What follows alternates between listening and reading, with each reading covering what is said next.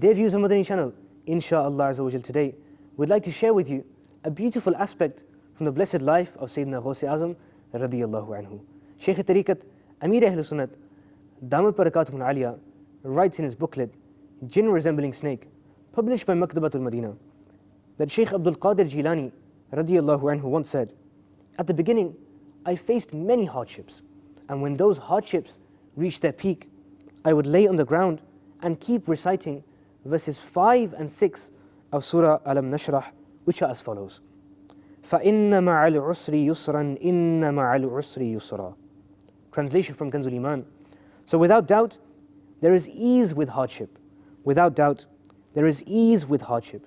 And by the blessings of these verses of the Holy Quran, all of those difficulties were removed.